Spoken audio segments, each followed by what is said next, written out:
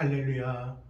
말씀의 소리, 기도의 소리, 찬양의 소리로 하나 되는 소리하나교회 주일 예배를 하나님께 드리도록 하겠습니다. 먼저 사도신경으로 우리들의 신앙을 고백하겠습니다.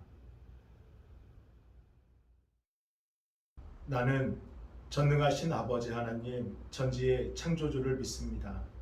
나는 그의 유일하신 아들 우리 주 예수 그리스도를 믿습니다.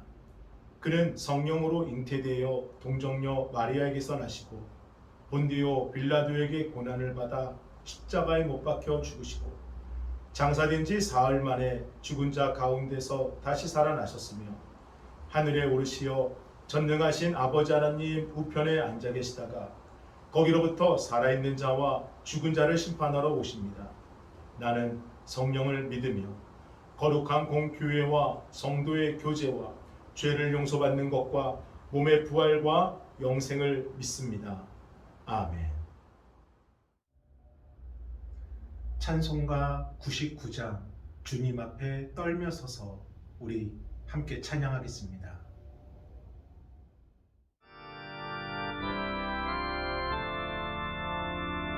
주님 앞에 떨며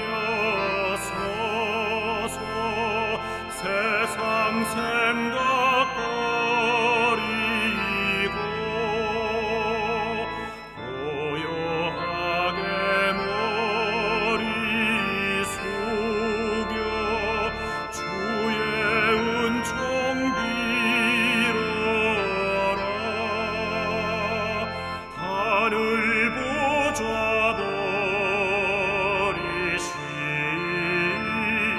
버리시고 우리 위에 오신 주 왕의 왕이 되신 주님 이 세상에 오셔서 사람 몸에 나시어서 우리 주가 되셨네. 하늘 양식 넘치도록 우리에게 주시네. 하늘 천사 무리지어 행진하며 나가니 영광스러운 하늘나라 참된 빛이 꺼지네. 마귀 권세 물러가고 밝은 세상 되리라. 하늘 천사 주님 앞에 엎드려서 절하고 소리 높여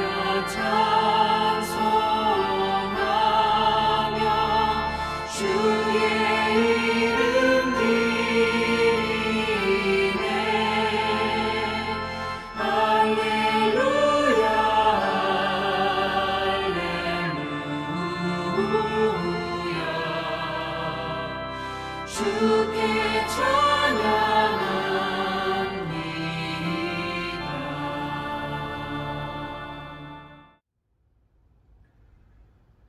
오늘 함께 보실 하나님의 귀하고 복된 말씀은 사도행전 11장 19절로 21절까지의 말씀입니다. 우리 함께 봉독하겠습니다. 그때에 스데반의 일로 일어난 환란으로 말미암아 흩어진 자들이 베니게와 구브로와 안디옥까지 이르러 유대인에게만 말씀을 전하는데 그 중에 구브로와 구련의 몇 사람이 안디옥에 이르러 헬라인에게도 말하여 주 예수를 전파하니 주의 손이 그들과 함께 하심에 수많은 사람들이 믿고 주께 돌아오더라. 아멘. 할렐루야. 영상을 통해 예배하시는 여러분을 주님의 이름으로 축복합니다. 2009년에 이 영화가 처음 개봉되었을 때에는 전국 7개 상영관에서만 개봉되고 금세 막을 내릴 예정이었습니다. 대사도 거의 없고 영화의 등장인물도 시골 할아버지와 늙은 소가 전부이고 어느 것 하나 특별할 것 없는 그저 그런 영화였습니다. 그런데 영화를 본 사람들의 입소문이 나면서 7개의 상영관이 14개로, 30개로, 50개로, 나중에는 무려 156개의 상영관에서 영화가 상영되게 되면서 당시 대통령도 직접 영화를 관람할 정도였고 그해 무려 300만 명의 관객들을 동원하였습니다. 어떤 영화인지 짐작하십니까? 2009년에 개봉했던 독립영화 바로 원앙소리입니다. 평생 손바닥만한 이 농가밭을 지키며 자녀 9명을 잘 키운 당시 80세 최영준 할아버지와 77세 이삼순 할머니 그리고 노부부 곁에서 무려 40년을 함께 살다가 세상을 떠난 늙은 소.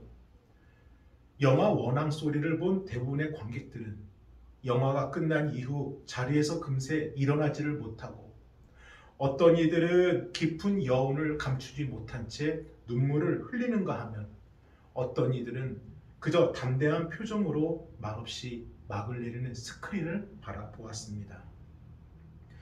대체 왜 특별할 것 없는 이 영화는 본 이들로 하여금 가슴을 먹먹하게 하고 눈물 짓게 만들었을까요? 최영준 할아버지와 이삼순 할머니는 많은 것을 배운 분들이 아니십니다.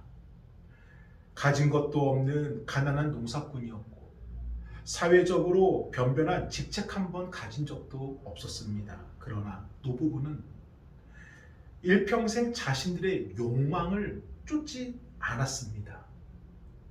육체의 쾌락을 추구하지도 않았고 자신들의 야망을 위해 다른 사람들을 짓밟는 일도 하지 않았고 자신들을 드러내는 일도 불의와 야합하는 일도 없었습니다. 그저 자연의 법칙에 순응하여 일벗인 그 소를 사랑하며 매일매일 자신들에게 주어진 삶에 충실하게 살아가는 모습을 그저 모두에게 보여주었을 뿐입니다.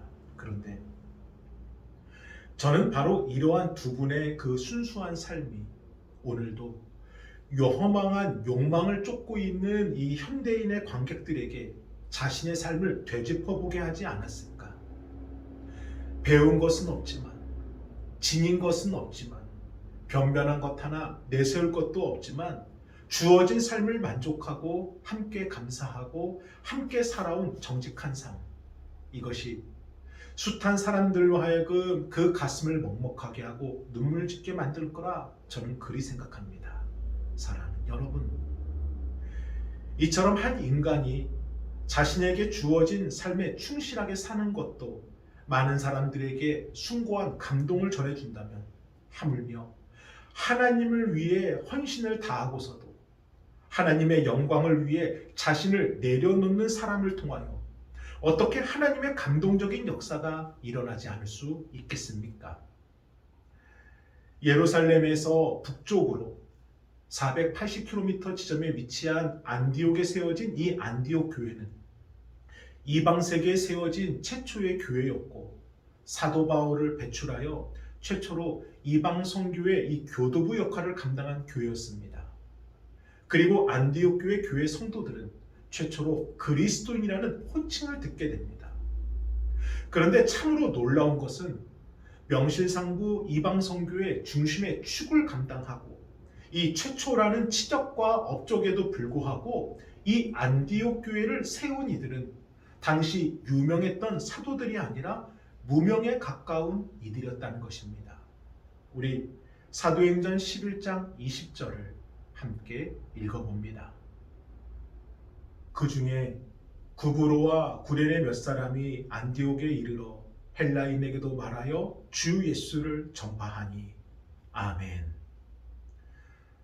성경에 나타난 바 안디옥 교회를 세운 사람들은 구브로와 구레네 몇 사람으로, 여기 구브로는 지중해 동북부에 위치한 작은 섬이고 구레네는 북아프리카 리비아의 작은 도시로, 정확하게 이들이 누구인지 그 이름도 나이도 직업도 기록되어져 있지 않습니다. 우리가 알다시피 사도행전의 저자는 제자이며 의사였던 누가입니다. 그는 제자들 중에서도 이 탁월한 분석력과 표현력, 그리고 기록의 능력이 있었기에 사도행전뿐만 아니라 누가복음도 그를 통해 기록되지요.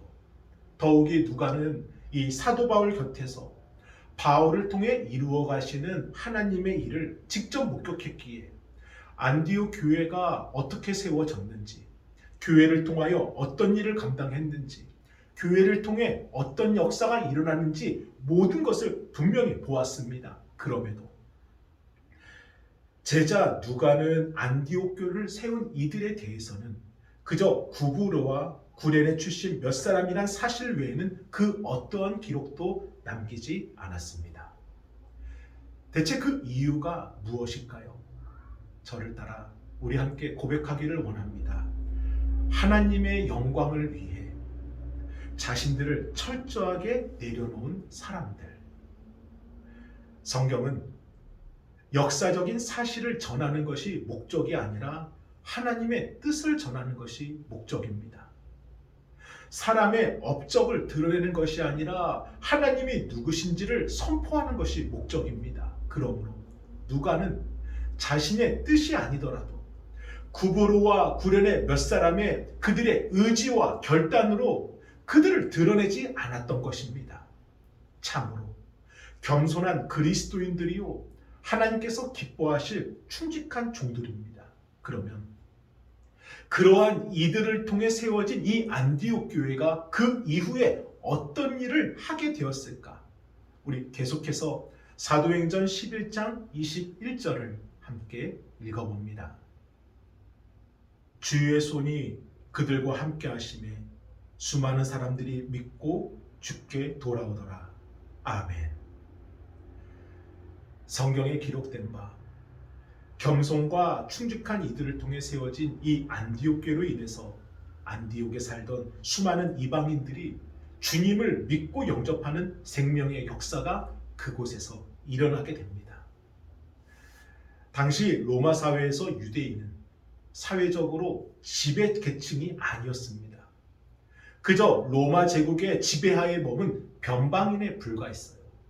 그러니 무시당하는 것이 당연했고 외면당하고 천대받는 것이 당연했습니다. 그런데 로마 제국의 변방인에 불과했던 유대인, 고작 가난한 목수 생활이 전부였던 유대인, 그 유대인 청년 예수가 죽음에서 부활한 온 인류의 구원자라는 이 복음의 메시지가 안디옥 교회를 중심으로 서서히 그러나 확실하게 헬라의 사람들에게 전해지기 시작합니다.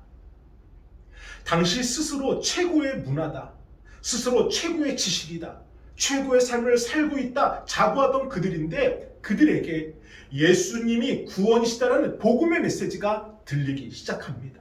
그리고 예수님을 따르는 사도들과 성도들이 전하는 그 복음을 통해 주님을 믿고 영접하는 생명의 역사가 온 지경을 불태울 만큼 안디옥 교회를 중심으로 활활 타오르게 되었습니다. 대체 어떻게 이런 일이 일어날 수 있었던 것일까? 지금처럼 종교가 자유로웠던 시대도 아니고 말 한마디 잘못하면 목숨을 잃을 수도 있는 시대였음에도 이 수많은 사람들이 예수님을 믿고 주께로 돌아오더라. 이 회심의 역사가 어떻게 일어날 수 있었을까? 저를 따라 한 번 더 고백하기를 원합니다. 주의 손이 그들과 함께 하심에, 주의 손이 그들과 함께 하심에, 성경은 그 해답이 이것이라 밝히고 있습니다.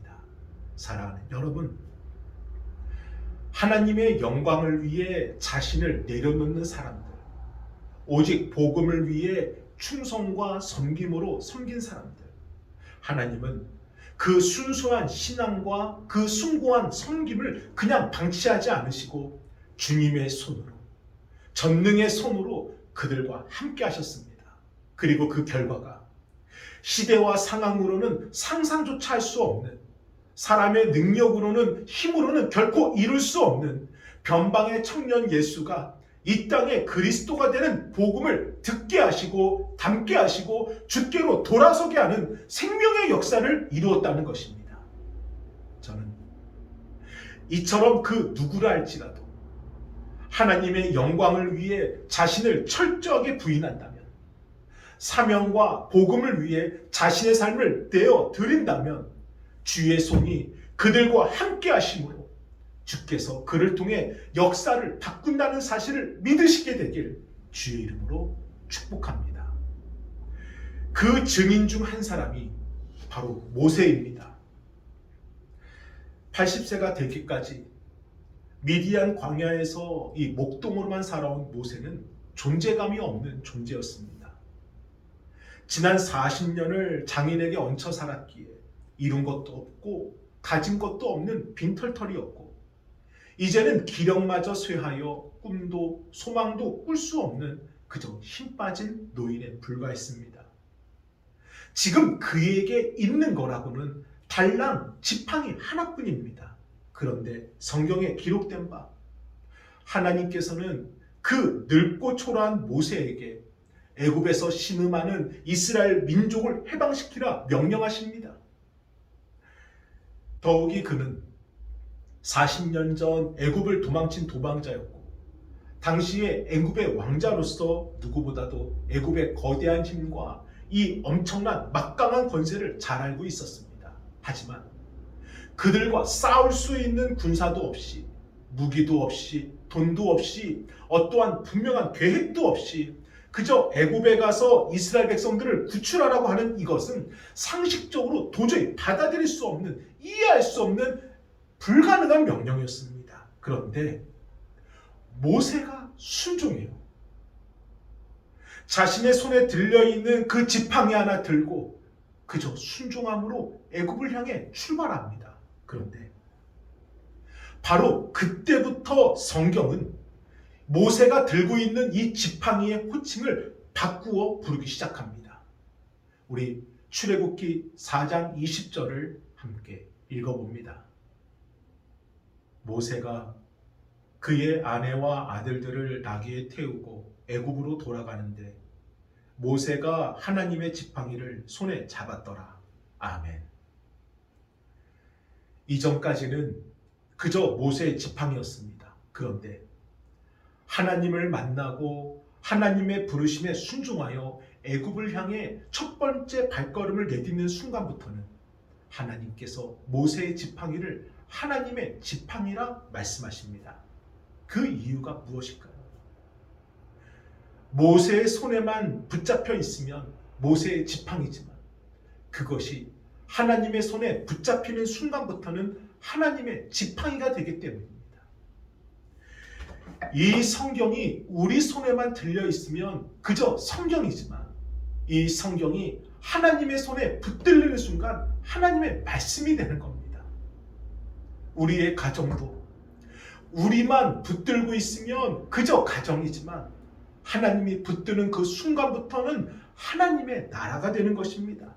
이처럼 모세의 지팡이가 하나님의 지팡이가 되는 순간, 모세는 그 지팡이를 들어 홍해를 갈랐고 반석을 쳐 생수가 강물처럼 흐르게 만들었습니다.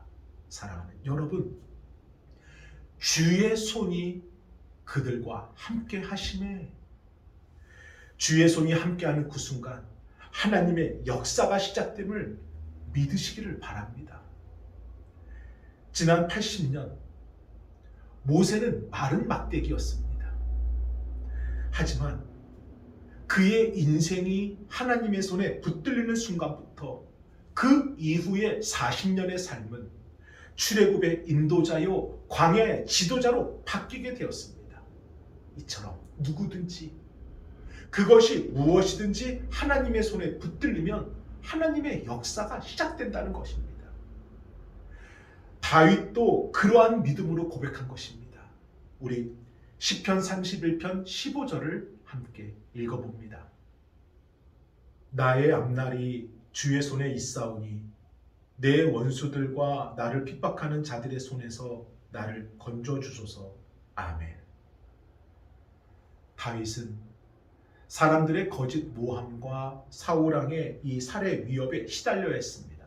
그러나 그때마다 악을 악으로 갚는 것이 아니라 자신의 앞날이, 자신의 생명이, 자신의 시간이 하나님의 손에 있음을 믿고 주의 손으로 나를 건지소서, 주의 손으로 나를 건지소서, 주의 손을 믿음으로 붙들었습니다. 이는 예수님도 마찬가지입니다. 우리 누가복음 23장 46절을 함께 읽어봅니다. 예수께서 큰 소리로 불러 이르시되 아버지 내 영혼을 아버지 손에 부탁하나이다 하고 이 말씀을 하신 후에 숨지시니라. 아멘. 사랑하는 여러분, 이름조차 알 수 없는 몇몇의 그리스도인들의 순종과 섬김이 주의 손에 붙들리는 순간 안디옥 교회를 중심으로 생명의 역사가 일어났듯이 모세의 삶도, 다윗의 앞날도, 예수님의 사명도 주의 손에 붙들리는 순간 완성이 되었습니다. 이처럼 우리의 삶을 주의 손에 의탁하라는 것입니다. 우리의 순종이 주의 손에 붙들리면, 우리의 믿음이 주의 손에 붙들리면 그때부터 하나님의 역사가 시작된다는 것입니다. 그래서 저는 이사야 41장 10절의 말씀을 함께 고백하고 이 말씀이 주님이 우리에게 주신 음성임을 붙들고 우리의 향한 순종과 결단이 이 말씀을 통해 고백되어지길 주님의 이름으로 축복합니다. 우리 이사야 41장 10절을 함께 고백하고 기도합니다. 두려워하지 말라, 내가 너와 함께함이라. 놀라지 말라, 나는 내 하나님이 됨이라. 내가 너를 굳세게 하리라. 참으로 너를 도와주리라. 참으로 나의 의로운 오른손으로 너를 붙들리라. 아멘. 우리 함께 기도하겠습니다. 거룩하신 주여 감사합니다. 우리들의 삶이 주의 손에 붙들리기를 원합니다. 우리들의 신앙이 주의 손에 붙들리기를 원합니다. 그래서 하나님이 이루고자 하시는 것, 주께서 이루고자 하시는 그 놀라운 계획을 주여 저희를 통하여 이루어 주옵소서. 주의 영광되게 저희는 지우고 오직 주의 뜻만을 나타내 주옵소서. 아버지 감사합니다. 정성껏 준비하신 예물을 하나님께 드리겠습니다. 주보혈 날 정결케 하고 주보혈 날 자유케 하니 주 앞에 나 예배하는 이 시간 나의 모든 것을 주께 드리네. 주의 손 날 위해 지키셨고 주의 발 날 위해 박히셨으니 이제는 내가 사는 것이 아니요 오직 주를 위해 사는 것이라.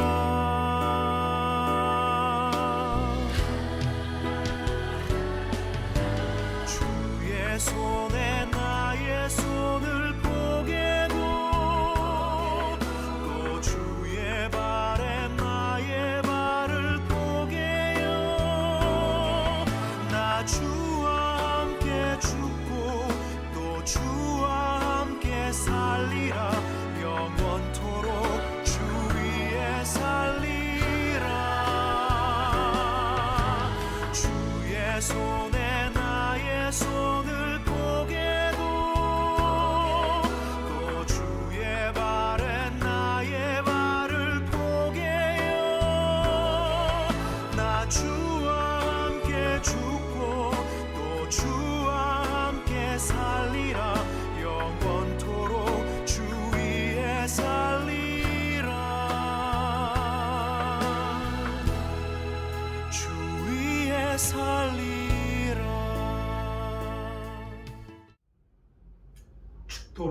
예배를 마치겠습니다. 이제는 우리 주 예수 그리스도의 은혜와 하나님의 그 크신 사랑하심과 성령님의 감화감동 역사하심이 주의 손에 붙들려 살아가는 우리 성도들 위해 이제로부터 영원토록 함께 하시길 간절히 축원하옵나이다. 아멘.